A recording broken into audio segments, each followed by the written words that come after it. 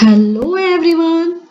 तो आज हम इस वीडियो के माध्यम से गुजरात बोर्ड का हिंदी जो कि क्लास 12th का है, इसका चैप्टर नंबर 4 करने वाले हैं, जिसका नाम है अकेली, जिसको लिखा है मनु भंडारी ने।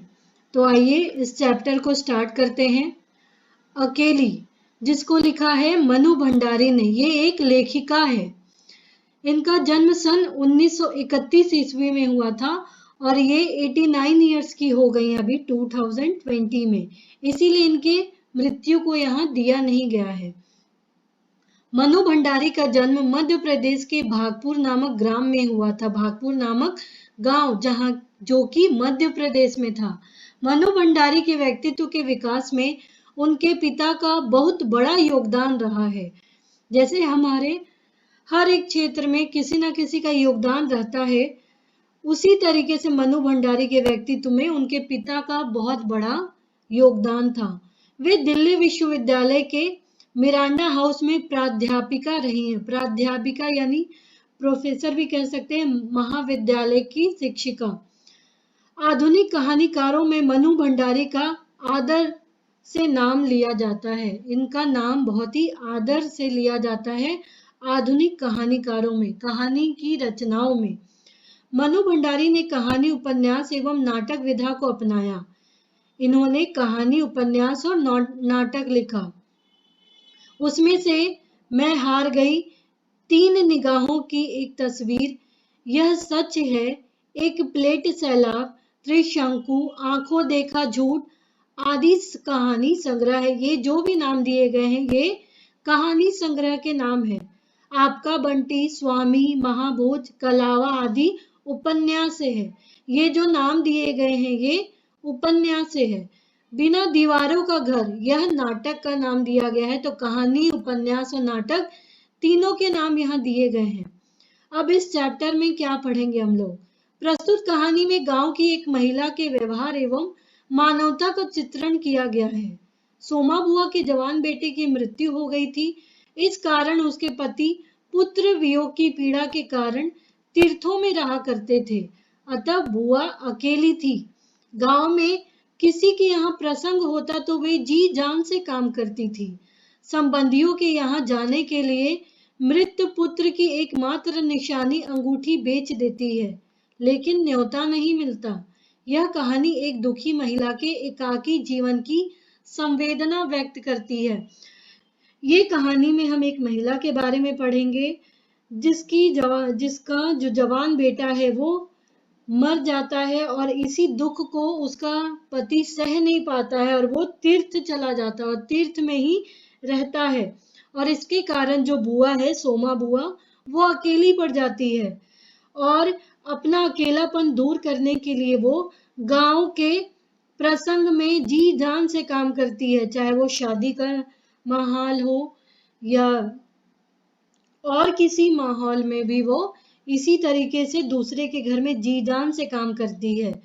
और यहाँ तक कि वो अपने संबंधियों के यहाँ शादी में जाने के लिए अपने जो मृत पुत्र की, मरे हुए बेटे की जो आखिरी निशानी रहती है, उसकी अंगूठी, वो भी वो बेच देती है वहां जाने के लिए, लेकिन फिर भी उसको वहां से न्योता नहीं मिलता है। तो ये कहानी में हम एक दुखी महिला के अकेलेपन को देखेंगे। सोमा बुआ बुढ़िया है। कैसी है वो? एजेड है।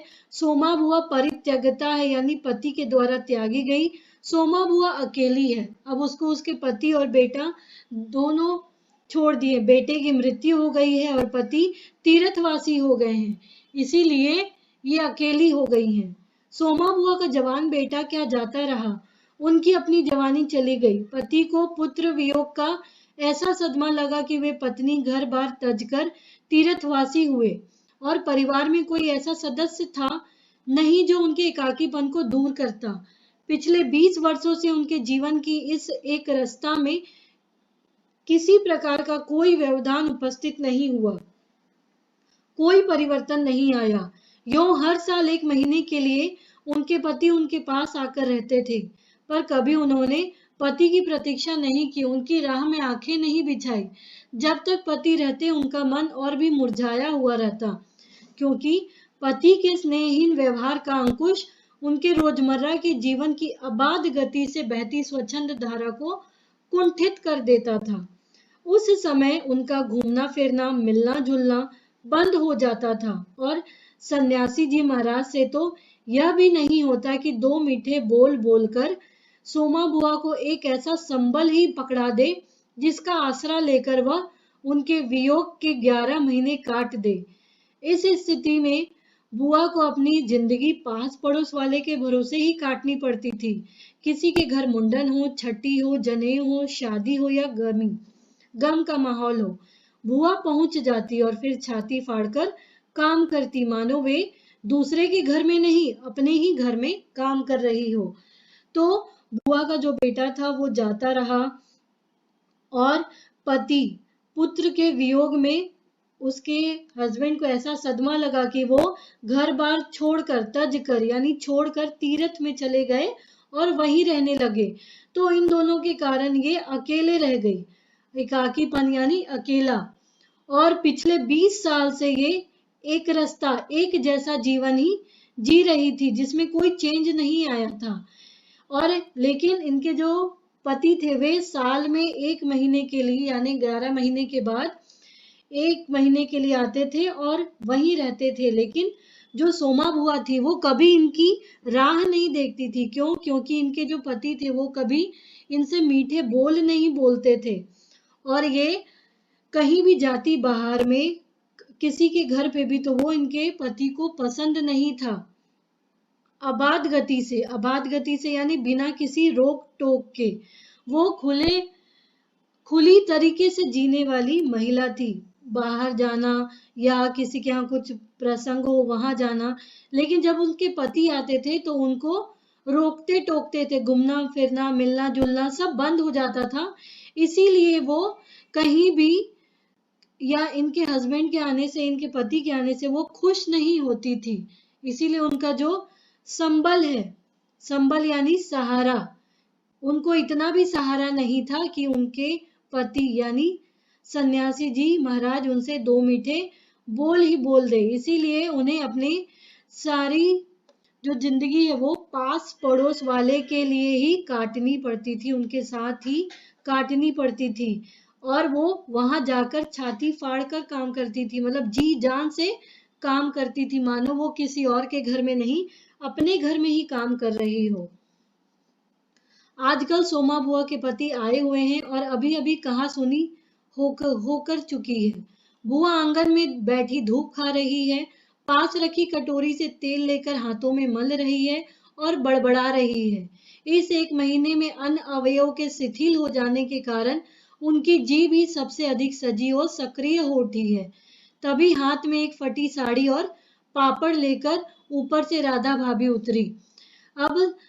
अभी सिचुएशन कैसा है कि सोमा बुआ के जो पति है वो घर आए हुए हैं और अभी अभी ही उनसे बाता बाती हो गई, कहा सुनी हो गई और सोमा बुआ आंगन में बैठकर अपने अवयव यानी अंग, शरीर का अंग वो शिथिल हो गया है, ढीला हो गया है, उसमें वो तेल लगा रही हैं और बड़बड़ा रही हैं। उनके शरीर में एक ही सबसे ज्यादा सक्रिय है, सबसे ज्यादा काम करने वाली चीज है तो वो है उनकी जीभ। और तभी हाथ में एक फटी साड़ी और पापड़ लेकर कौन आती है? उनकी पड़ोसन राधा भाभी। क्या हुआ बुआ, क्यों बड़बड़ा रही हो? फिर सन्यासी जी महाराज ने कुछ कह दिया क्या?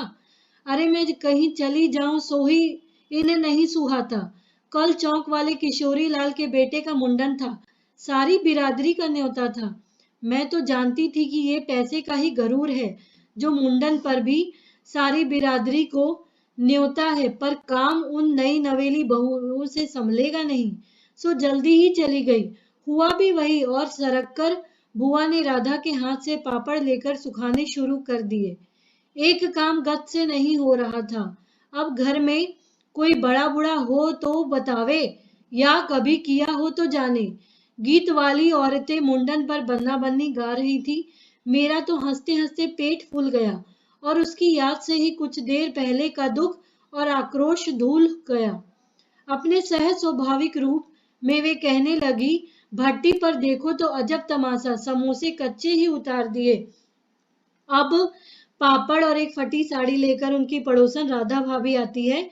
तो वो राधा भाभी को सारी जो भी सिचुएशन वहां पे हुई थी उनके बारे में बताती है। क्या बताती है कि सन्यासी जी को कुछ कह दो तो वो भी कहीं चले जाओ तो वो उनको भी नहीं सुहाता है। तो राधा भाभी बोलती है कि क्यों, कुछ बोल दिया क्या आपको सन्यासी जी ने? तो ये कहती है कि कहीं भी चली जाओ इनको सुहाता नहीं है।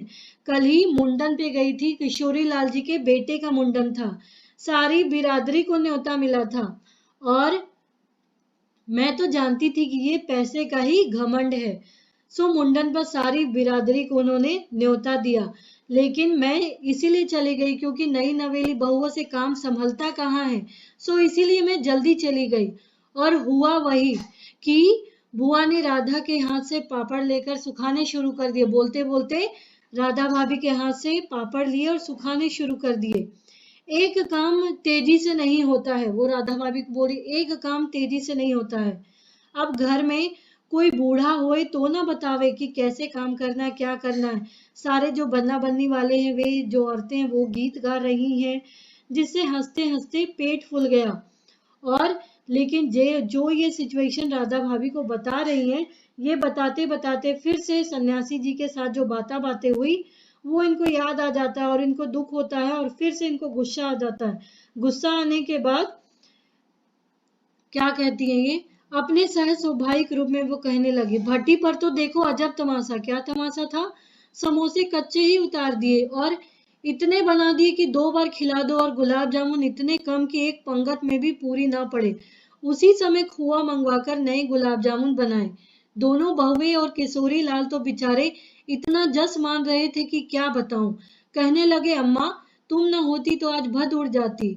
अम्मा तुमने लाज रख ली। मैं तो कह मैंने तो कह दिया कि अरे अपने ही काम नहीं आवेंगे तो कोई बाहर वाला थोड़ी ना आवेगा। ये तो आजकल इनका रोटी पानी का काम रहता है, नहीं तो मैं सवेरे से ही चली आती। अब वो बता दे रही कि जो समोसे उतारने वाले हैं वो क्या करें, वो तो कच्चे समोसे ही उतार रहे हैं। अगर ध्यान नहीं दो तो सारे के सारे कच्चे ही उतार रहे हैं। और गुलाब जामुन तो ऐसे कि एक लाइन में पंगत यानी एक पंक्ति में बिठा के खिलाते हैं, तो वो एक पंगत भी पूरी ना पड़े तो बाद में खोआ मंगवाकर फिर से नई गुलाब जामुन बनवाए गए। और दोनों जो बहुए किशोरी लाल की, जिसके यहाँ मुंडन हो रहा था, वो जो किशोरी लाल है वो इतना उपकार मान रहे थे सोमा बुआ का कि कहने लगे कि अगर तुम नहीं होती तो भद उड़ जाती, हम सबका तो मजाक उड़ जाता, तुमने हमारी लाज रख ली। तो मैंने तो कह दिया किशोरी लाल को कि अपने काम नहीं आवेंगे तो कोई दूसरा थोड़ी आएगा। मैं तो सुबह से ही आ जाती, लेकिन इनका रोटी पानी बनाना पड़ता है, रोटी खाना वगैरह बनाना पड़ता है, इसीलिए मैं सुबह से नहीं आ पाई। तो सन्यासी जी महाराज क्यों बिगड़ पड़ेंगे? राधा भाभी पूछती है। उन्हें तुम्हारा आना जाना अच्छा नहीं लगता बुआ? यो तो मैं कहीं जाऊं आऊं जाऊं सो ही इन्हें नहीं सुहाता, और फिर कल किशोरी के यहाँ से बुलावा नहीं आया। अरे मैं तो कहूं कि घर वालों का कैसा बुलावा, वे लोग तो मुझे अपनी माँ से कम नहीं समझते, नहीं तो मैं भला यो भट्टी और भंडार घर कैसे सौंप देते। पर उन्हें अब कौन समझावे। कहने लगे, तू जबरदस्ती दूसरों के घर में टांग अड़ाती फिरती है। और एकाएक उन्हें उस क्रोध भरी वाणी और कटु वचनों का स्मरण हो आया जिनकी बौछार कुछ देर पहले ही उन पर हो चुकी थी। याद आते ही फिर उनके आंसू बह चले। अरे रोती क्या हो बुआ, कहना सुनना तो चलता ही रहता है। सन्यासी जी महाराज 1 महीने को तो आकर रहते हैं, सुन लिया करो और क्या। अब ये बता रही है कि वो डांट रहे थे उनके हस्बैंड पति की, जब न्योता नहीं मिला तो तुम किशोरी लाल जी के यहाँ क्यों गई? तो सोमा बुआ कहती कि घर वालों का कैसा बुलावा, अगर वो मुझे कोई दूसरा समझते तो वो मुझे अपने भंडार गृह या भट्टी का काम क्यों सौंपते। वो मुझे अपना समझते हैं, इसीलिए तो उन्होंने मुझे ऐसी जिम्मेदारी सौंपी है। लेकिन अब उनको कौन समझावे। वो कहते हैं उनके हस्बैंड की, उनके पति की, तुम तो जबरदस्ती दूसरों के घर में जाके टांग अड़ाती हो। और यही सब उनको वाणी याद आते ही, जब उनको ये सिचुएशन, जब झगड़ा हुआ था वो चीज याद आती तो वो उनके आंसू गिरने लगते हैं।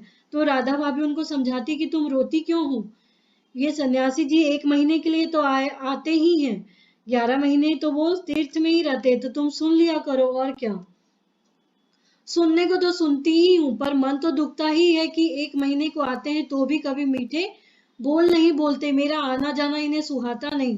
सो तू ही बता राधा, यूं तो साल में 11 महीने हरिद्वार में रहते हैं, इन्हें तो नाते रिश्तेदारों से कुछ लेना देना नहीं, पर मुझे तो सबसे निभाना पड़ता है। मैं भी सबसे तोड़ ताड़ कर बैठ जाऊं तो कैसे चले। मैं तो इनसे कहती हूँ कि जब पल्ला पकड़ा है तो अंत समय में भी साथ ही रखो, सो तो इनसे होता नहीं।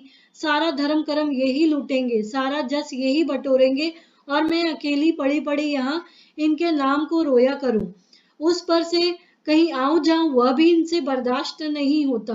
और बुआ फूट फूट कर रो पड़ी। राधा ने आश्वासन देते हुए कहा, रो मत बुआ, रो नहीं बुआ, अरे वे तो इसलिए नाराज हुए कि बिना बुलाए तुम चली गई। अब वो उनको बता रही है कि मैं कहीं आऊं जाऊं, एक तो इतने महीने में 1 महीने आकर रहते हैं, उसके बाद भी मेरे से कुछ मीठे बोल अच्छे से बात नहीं करते हैं, और कहीं मैं आऊं जाऊं तो भी इनको ये नहीं सुहाता। ये तो अपने हरिद्वार जाके अपना जो धर्म कर्म है वो निभा लेते हैं, लेकिन मैं यहाँ अकेली पड़ी पड़ी क्या इनके नाम को रहूं। मैं कहीं आऊं जाऊं तो इनको ये बर्दाश्त भी नहीं होता, और फूट फूट कर बोल बोल कर रोने लगी। तो राधा ने उनको सांत्वना दिया कि रो मत बुआ, वे तो इसलिए नाराज हुए कि तुम तो बिना बुलाए चली गई। बेचारे इतने हंगामे में बुलाना भूल गए तो मैं भी मान करके बैठ जाती, फिर घर वालों का कैसा बुलाना। मैं तो अपनेपन की बात जानती हूँ, कोई प्रेम नहीं रखे तो 10 बुलावे पर भी नहीं जाऊं, और प्रेम रखे तो बिना बुलाए भी सिर के बल जाऊं। मेरा अपना हरखू होता और उसके घर का काम होता तो क्या मैं बुलावे के भरोसे बैठी रहती। मेरे लिए जैसा हरखू वैसा किशोरी लाल। आज हरखू नहीं, इसी से दूसरों को देख देख कर मन भरमाती रहती हूँ। और वे हिचकियां लेने लगी। वो बोले कि बेचारे इतने हंगामों के बाद, मान लो किशोरी लाल जी के घर में इतना काम था, अगर वो बेचारे भूल भी गए तो क्या मैं जाऊं नहीं। वो तो उनसे इतना अपनापन है, इतना प्रेम है, तभी मैं जाती हूँ, नहीं तो जिनसे प्रेम नहीं हो, जिनसे लगाव नहीं हो, वो तो 10 बार बुलाए तो भी मैं नहीं जाऊं। अगर इनके जगह मेरा बेटा हरखू होता तो मैं क्या नहीं जाती, वो उसके भी वेट करती, उसका भी इंतजार करती कि वो न्योता देगा तो ही मैं आऊंगी। ऐसे बोल बोल कर वो हिचकियां लेने लगी। पापड़ों को फैलाकर स्वर को भरसा कोमल बनाकर राधा ने कहा, बहुत ही कोमल भरे आवाज में कहा, तुम भी बुआ बात को कहां से कहां ले गई, अब चुप भी हो। अच्छा देखो, तुम्हारे लिए एक पापड़ भून कर लाती हूँ, खाकर बताना है। और वह पापड़ लेकर ऊपर चढ़ गई। पापड़ लेकर जो वो आई थी, वो बुआ को खिलाने के लिए, पापड़ सेकने के लिए ऊपर चली गई। कोई सप्ताह भर बाद बुआ बड़े प्रसन्न मन से आई और सन्यासी जी से बोली, सुनते हो देवर जी के ससुराल वालों की किसी लड़की का संबंध भगीरथ जी के यहाँ हुआ है। वे सब लोग यहीं आकर ब्याह करेंगे। देवर जी के बाद तो उन लोगों से कोई संबंध ही नहीं रहा, फिर भी है तो समधी ही। वे तो तुमको भी बुलाए बिना नहीं मानेंगे, समधी को आखिर कैसे छोड़ सकते हैं। और बुआ पुलकित होकर हंस पड़ी।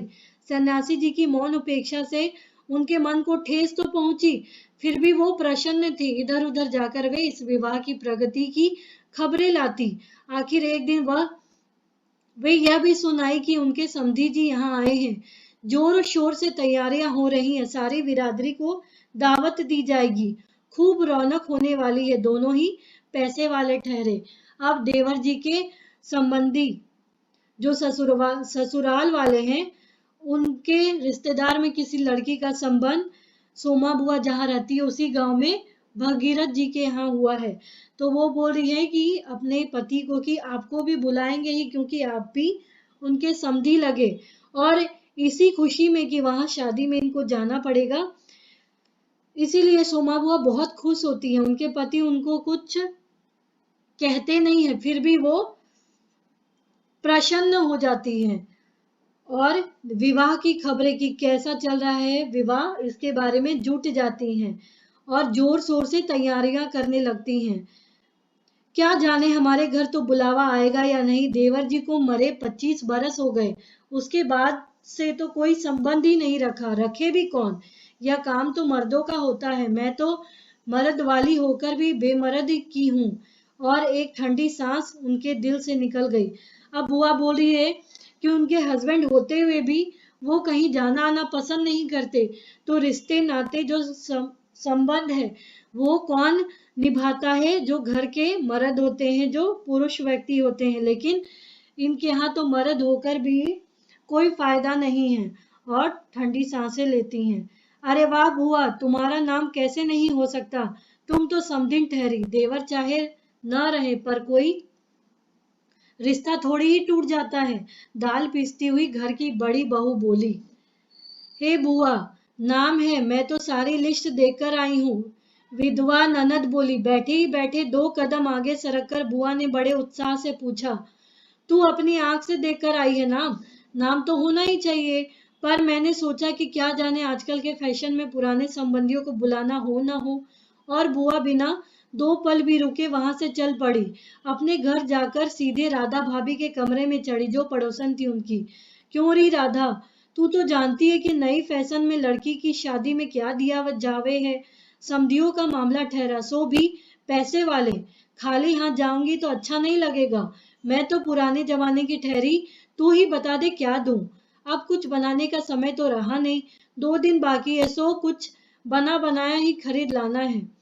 तो ये जब बड़ी बहू बोलती कि आप तो समधिन हो, आपके तो देवर के संबंधी की शादी है, तो उसके जो बेटी की शादी है संबंधियों में, तो आपको तो बुलाएंगे ही बुलाएंगे। तो राधा बुआ बोलती क्यों, तुमने नाम देखा है क्या मेरा वहां?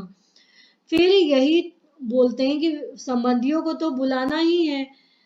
तो ये खुशी में राधा बुआ, जो सोमा बुआ है, वो राधा भाभी के घर पे जाती है और कहती है कि तुम अभी के जमाने की हो, तुम अभी बता सकती हो कि किसको क्या गिफ्ट दिया जाए या शादी में क्या तोहफा दिया जाए। तो तुम ही बताओ, अभी तो कुछ भी बनाने का समय तो है नहीं। मैं तो पुराने जमाने की ठहरी, तुम तो अभी की हो, अभी कुछ बनाने का समय भी नहीं है, तो कुछ नया ही खरीद ले आओ। क्या देना चाहती हो अम्मा? जेवर, कपड़ा, श्रृंगारदान या कोई और चांदी की चीज? ये राधा भाभी पूछ रही है। मैं तो कुछ भी नहीं समझू रही, जो कुछ पास है तुझे लाकर दे देती हूँ। जो तुझे ठीक लगे ले आना, बस भद नहीं उड़नी चाहिए, मतलब मजाक नहीं उड़ना चाहिए। अच्छा देखूं पहले के कितने रुपए हैं? और वे डगमगाते कदमों से आगे निकल जाती है। 2-3 कपड़ों की गठरियां हटाकर एक छोटा सा बक्सा निकला। क्या था उसमें? उसका ताला तोड़ा, इधर उधर करके एक छोटी सी डिबिया निकाली। बड़े जतन से उसने खोला। उसमें 7 रुपए की कुछ रेजकारी, रेजकारी यानी जो सिक्का का इकट्ठा होता है, रेजकी जिसको कहते हैं, पड़ी थी, और एक अंगूठी। बुआ का अनुमान था कि रुपए कुछ ज्यादा होंगे, पर जब 7 ही रुपए निकले तो सोच में पड़ गई। रही समधियों के घर में इतने रुपयों से बिंदी भी नहीं लगेगी। उनकी नजर अंगूठी पर गई। यह उनके मृत पुत्र की एकमात्र निशानी उनके पास रह गई थी। बड़े बड़े आर्थिक संकटों के समय भी वे उस अंगूठी का मोह नहीं छोड़ सकी थी। आज भी एक बार उसे उठाते समय उनका दिल धड़क गया। फिर भी उन्होंने 5 रुपए और एक अंगूठी आंचल में बांध ली, बक्सा को बंद कर दिया और फिर ऊपर को चली। पर इस बार उनके मन का उत्साह कुछ ठंडा पड़ गया था और पैरों की गति शिथिल, शिथिल यानी ढीली। राधा के पास जाकर बोली, रुपए तो नहीं निकले बहू, आए भी कहां से? मेरे कौन कमाने वाला बैठा है? उस कोठरी का किराया आता है, उसमें 2 समय की रोटी निकल जाती है, जैसे तैसे। और रो पड़ी। राधा ने कहा, क्या करूं बुआ, आजकल मेरा भी हाथ तंग है, नहीं तो मैं ही दे देती। अरे पर तुम देने के चक्कर में पड़ती ही क्यों हो? आजकल तो देने लेने का रिवाज ही उठ गया है। अब सोमा बुआ के पास कुछ है नहीं, वो सोच रही है इतने अमीर समधी है तो उनको क्या दिया जाए। तो वो उनको देने के लिए अपने बक्से को खोलती है। उस बक्से में उसको एक अंगूठी और 7 रुपए निकलते हैं। तो 7 रुपए में वो सोचती इतने अमीर समधियों को मैं क्या दूं, कैसे दूं।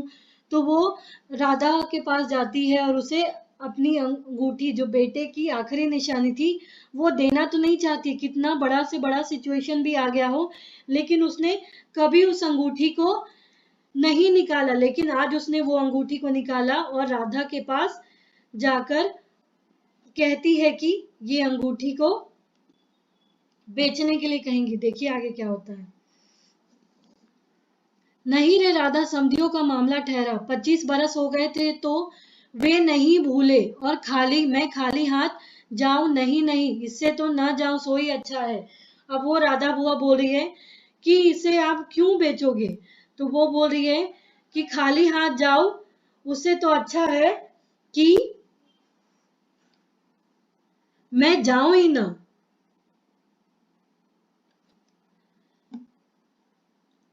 तो जाओ ही मत, चलो छुट्टी हुई। इतने लोगों में किसे पता चलेगा कि आई या नहीं आई? राधा ने सारी समस्या का सीधा हल बताते हुए कहा। बोली मत जाओ, या ये बेचने की जरूरत नहीं है। बड़ा बुरा मानेंगे, सारे शहर के लोग जावेंगे और मैं समधिन होकर नहीं जाऊंगी तो यही समझेंगे कि देवर जी मरे तो संबंध भी तोड़ लिया। नहीं नहीं, तू ये अंगूठी बेच ही दे। और उन्होंने आंचल की गांठ खोलकर एक पुराने जमाने की अंगूठी राधा के हाथ पर रख दी। फिर बड़ी मिन्नत के स्वर में बोली, तू तो बाजार जाती है राधा, इसे बेच देना और जो कुछ ठीक समझे खरीद लेना, बस शोभा रह जावे इतना ख्याल रखना। वो बोल रही, अंगूठी निकाल के देती है उनको और बोलती है कि इसे बेच देना, लेकिन जो अच्छा लगे वही खरीदना, जिससे उसके मान रह जाए। गली में बुआ ने चूड़ी वाले की आवाज सुनी तो एकाएक ही उनकी नजर अपने हाथ की भद्दी मटमैली चूड़ियों पर जाकर टिकी। कल समधियों के यहाँ जाना है, जेवर नहीं है तो कम से कम कांच की चूड़ी तो अच्छी पहन ले। पर एक अव्यक्त लाज से उनके कदमों को रोक दिया। कोई देख लेगा, लेकिन दूसरे ही क्षण अपनी इस कमजोरी पर विजय पाती सी वे पीछे के दरवाजे पर पहुंच गई और 1 रुपया कलदार खर्च करके लाल हरी चूड़ियों के बंद पहन लिए। पर सारे दिन हाथों को साड़ी के आंचल से ढके ढके फिरी। जब उसने चूड़ियों को देखा तो चूड़ियों को देखते हुए उसे अपनी अपनी चूड़ियों की याद आई कि उनको शादी में भी जाना है और उसके पास चूड़ी भी नहीं है पहनने के लिए। लेकिन जब उसने 1 रुपया देकर वो हरी चूड़ियां पहन लिया, जब उसने ले लिया तो लेकिन भी वो अपने आंचल से उसको ढक ढक कर फिर रही थी। शाम को राधा भाभी ने बुआ को चांदी की एक सिंदूरदानी, एक साड़ी, एक ब्लाउज का कपड़ा लाकर दे दिया। सब कुछ देख पाकर बुआ बड़ी प्रसन्न हुई और यह सोच सोचकर कि जब वे ये सब दे देंगी तो उनकी समधिन पुरानी बातों की दुहाई दे देकर उनकी मिलनसारिता की कितनी प्रशंसा करेंगी। उनका मन जो है पुलकित होने लगेगा। अंगूठी बेचने का गम भी जाता रहा कि चलो ठीक है, लेकिन ये सब कुछ देंगे, एक सिंदूरदानी, साड़ी, ब्लाउज का कपड़ा, तो उनकी जो समधिन है वो बड़ी खुश हो जाएंगी और उनकी प्रशंसा करेंगी। इसी चीज में वो अंगूठी बेचने का जो गम था वो भूल गई। पास वाली बनिए की यहाँ से एक आने का पीला रंग लाकर रात में उन्होंने साड़ी रंगी। शादी में सफेद साड़ी पहनकर जाना क्या अच्छा लगेगा? रात में सोई तो मन कल की ओर दौड़ पड़ा। दूसरे दिन 9 बजते बजते खाने का काम समाप्त कर डाला। अपनी रंगी हुई साड़ी देखी तो कुछ जची नहीं। फिर ऊपर राधा के पास पहुंची। क्यों राधा, तू तो रंगी साड़ी पहनती है तो बड़ी आब रहती है, बड़ी चमक धमक रहती है। चमक रहती, इससे तो चमक आई नहीं। मतलब वो साड़ी को रंगी भी, लेकिन जब वो साड़ी पहनी तो उसे अच्छा नहीं लग रहा था। वो राधा को दिखलाने के लिए गई। तुमने कलब जो नहीं लगाया अम्मा, थोड़ा सा मांड दे देती तो अच्छा रहता। अभी दे दो, ठीक हो जाएगी। बुलावा कब का है? अरे नए फैशन वालों की तो मत पूछ, ऐन मौके पर बुलावा आता है। 5 बजे का मुहूर्त है, दिन में कभी भी आ जावेगा। राधा भाभी मन ही मन मुस्कुरा उठी कि अभी तक बुलावा नहीं आया है, फिर भी बुआ जाने के लिए ऐसे तैयार हो चुकी है। बुआ ने साड़ी में मांड लगाकर सुखा दिया, फिर एक नई थाली निकाली। अपनी जवानी के दिनों में बुना हुआ क्रोशिये का एक छोटा सा मेजपोश निकाला। थाली में साड़ी, सिंदूरदानी, एक नारियल और फिर थोड़े से मेवे सजाए, जो भी उसने खरीदा था, चूड़ी, सिंदूरदानी, ब्लाउज का कपड़ा, वो सब। फिर जाकर राधा को दिखाया। सन्यासी महाराज सवेरे से इस आयोजन को देख रहे थे। उन्होंने कल से लेकर आज तक कोई 25 बार चेतावनी दे दी थी कि यदि कोई बुलाने ना आए तो चली मत जाना, नहीं तो ठीक नहीं लगेगा। हर बार बुआ ने तो बड़े ही विश्वास के साथ कहा।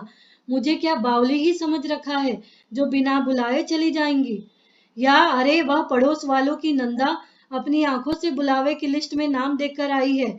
और बुलावेंगे क्यों नहीं, शहर वालों को बुलावेंगे लेकिन समधियों को नहीं बुलावेंगे क्या? अब उनके पति उनको चेतावनी दे रहे सोमा बुआ की कि चले मत जाना बिना बुलावे, तो वो बोल रही है कि पास वाले पड़ोसी नंदा ने देखा है कि बुलाने वाले लिस्ट में उनका भी नाम है।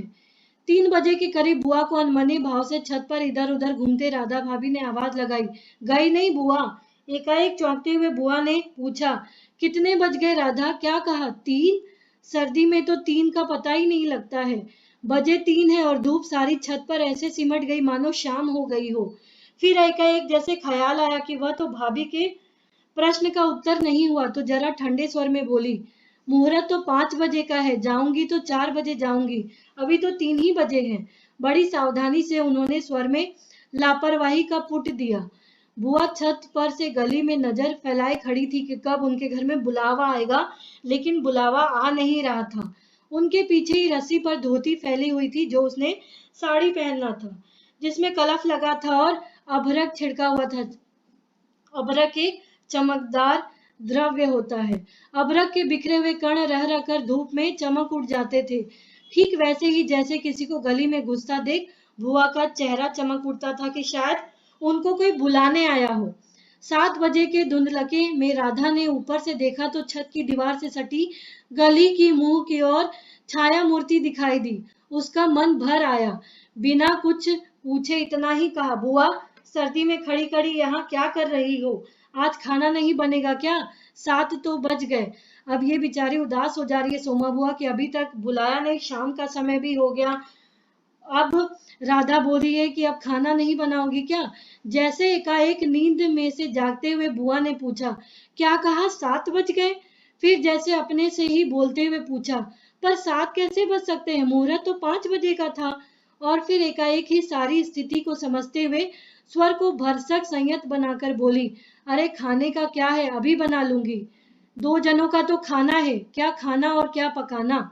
फिर उन्होंने सूखी साड़ी को उतारा, नीचे जाकर अच्छी तरह उसकी तह की, धीरे धीरे हाथों से चूड़ियां खोली, थाली में सजाया हुआ सारा सामान उठाया और फिर चीजें बड़े जतन से अपने एकमात्र संदूक में रख दी और फिर बड़े ही बुझे हुए दिल से अंगीठी जलाने लगी।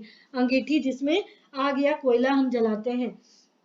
तो राधा देख रही थी कि ये इंतजार कर रही थी कि कब इसको बुलाया जाएगा, न्योता दिया जाएगा, लेकिन फिर भी इनको न्योता नहीं दिया गया। और शाम के 7 बज गए। जब राधा ने उसको बताया कि शाम के 7 बज गए तो उसने बोला, अच्छा 7 बज गए, 7 बज गए, मुहूर्त तो 5 बजे का था। फिर वो उदास हो गई कि इतना कुछ जो उसने तैयारी किया था सब ऐसे ही चला गया। उनके बेटे की जो आखिरी निशानी थी, यहाँ तक कि उसने वो अंगूठी भी बेच दी। राधा ने समझाया था अभी कि अगर आपके पास पैसा नहीं है तो आप ये रहने दो, कौन देख रहा है कि आप आ रहे हो कि नहीं आ रहे हो। लेकिन उनके हस्बैंड ने, उनके पति ने भी ये समझाया था, लेकिन वो नहीं मानी थी। लास्ट में सूखी साड़ी को उतारा, अच्छी तरीके से उसको समेटा, तह किया, जो धीरे धीरे हाथों में जो उसने नई चूड़ियां पकड़ जो खरीदी थी, पहनी थी, उसको उतारा। जितने भी सामान उन्होंने बड़े ही चाव के साथ, जतन के साथ खरीदे थे, उसको संदूक में रख दिया और फिर बड़े ही बुझे हुए दिल से अंगीठी जलाने लगी। तो राधा के भाभी के समझाने के बाद भी उसने नहीं माना और उसे न्योता नहीं दिया गया और वो अप्रसन्न हो गई, दुखी हो गई। तो इस प्रकार से ये आपका चैप्टर समाप्त होता है। उम्मीद है आपको ये चैप्टर समझ में आया होगा। तो प्लीज आप इस वीडियो को लाइक और सब्सक्राइब करना ना